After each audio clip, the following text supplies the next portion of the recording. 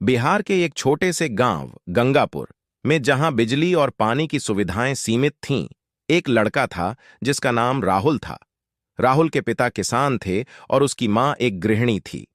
राहुल का बचपन कठिनाइयों से भरा था, लेकिन उसकी आंखों में एक अनोखी चमक थी। उसकी इच्छा शक्ति और साहस ने उसे गांव के बाकी बच्चों से अलग बनाया था। राहुल का सबसे बड़ा सपना था कि वह अपने गांव के लोगों के लिए कुछ बड़ा करे। वह जानता था कि उसके पास संसाधनों की कमी है, लेकिन उसने कभी हार नहीं मानी। अपने खाली समय में राहुल गांव के बुजुर्गों के साथ समय बिताता और उनकी कहानियों से प्रेरणा लेता। वह अपनी पढ़ाई में भी बहुत होशियार था और उसके शिक्षक हमेशा उसकी तारीफ करते थे। एक दिन गांव में एक बड़ी समस्या उत्पन्न हो गई। गांव के मुख्य तालाब का पानी सूखने लगा, जिससे गांव के लोग बहुत परेशान हो गए। तालाब का पानी गांव के लोगों के लिए जीवन रेखा था, क्योंकि वे उसे पीने, खेती और अन्य दैनिक आवश्यकताओं के लिए उपयोग करते थे। राहुल ने महसूस किया कि यह समस्या केवल एक समस्या नहीं थी, बल्कि एक अवसर था। राहुल ने अपने दोस्तों के साथ मिलकर तालाब की समस्या को हल करने की योजना बनाई। वे गांव के बुजुर्गों से मिले और उनसे पुराने समय की तकनीकों के बारे में जानकारी प्राप्त की। फिर उन्होंने एक योजना बनाई जिसमें उन्होंने नहरों और छोटे बांधों का उपयोग करके बारिश के पानी को तालाब में लाने का प्रयास किया। राहुल और उसके दोस्तों ने दिन रात मेहनत की। उन्होंने गांव के हर कोने में जाकर लोगों को अपने प्रयास में शामिल किया।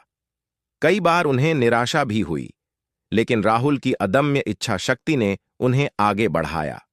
कुछ महीनों की मेहनत के बाद उनकी योजना सफल रही। तालाब में फिर से पानी भरने लगा और गांव के लोगों की समस्याएं कम होने लगीं। इस सफलता ने राहुल को गांव में एक हीरो बना दिया, लेकिन उसने अपनी सफलता को सिर पर नहीं चढ़ने दिया। उसने इसे अपने भविष्य की योजनाओं के लिए एक प्रेरणा के रूप में लिया। वह जानता था कि यह तो केवल शुरुआत थी और उसे अब भी बहुत कुछ करना था। राहुल ने अपनी पढ़ाई पर भी पूरा ध्यान दिया। वह जानता था कि शिक्षा ही एक ऐसा माध्यम है जिससे वह अपने गांव की स्थिति को बेहतर बना सकता है। उसने अपनी स्कूली शिक्षा में उत्कृष्टता हासिल की और एक अच्छे कॉलेज में दाखिला पाया। कॉलेज में राहुल ने सिविल इंजीनियरिंग में दाखिला लिया ताकि वह अपने गांव के लिए और भी बेहतर सुविधाएं जुटा सके। कॉलेज के दिनों में भी राहुल ने अपने गांव के लोगों से संपर्क बनाए रखा। वह छुट्टियों में गांव आता और वहां के बच्चों को पढ़ाता और उन्हें शिक्षा के महत्व के बारे में समझाता। उसके प्रयासों से गांव के बच्चों में भी शिक्षा के प्रति रुचि बढ़ी और वे भी अपने भविष्य को लेकर संजीदा हो गए।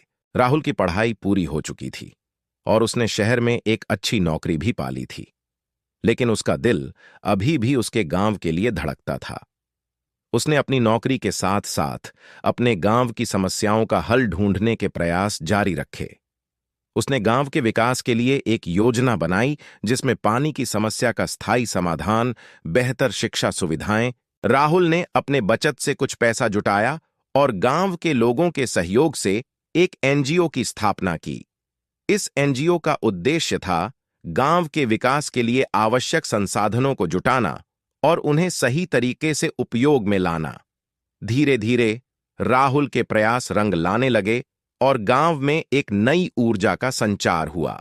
राहुल की मेहनत और उसकी दृढ़ता ने उसे और उसके गांव को एक नई पहचान दी। उसने दिखा दिया कि चाहे कितनी भी कठिनाई क्यों न हो, अगर इरादे पक्के हों और मेहनत सच्ची हो तो कुछ भी असंभव नहीं है। राहुल ने अपने गांव के बच्चों को एक महत्वपूर्ण सबक सिखाया कि अपनी ताकत को कभी कम मत समझो। आज गंगापुर एक विकसित गांव के रूप में जाना जाता है। राहुल के प्रयासों से गंगापुर एक मॉडल गांव बन गया। वहां के लोग अब स्वाभिमान से जीते हैं और उनके जीवन में खुशहाली है। राहुल ने अपनी कहानी से यह सिखाया कि जीवन में आने वाली कठिनाइयों का सामना कैसे करना है और अपने लक्ष्यों को कैसे प्राप्त करना है। उसकी कहानी एक प्रेरणा है उन सभी लोगों के लिए जो अपनी ताकत को कम आंकते हैं। दोस्तों, मैं उम्मीद करता हूं कि आपको ये कहानी दिल से अच्छी लगी होगी। इस वीडियो को लाइक और सब्सक्राइब जरूर करना। नमो बुद्धाय।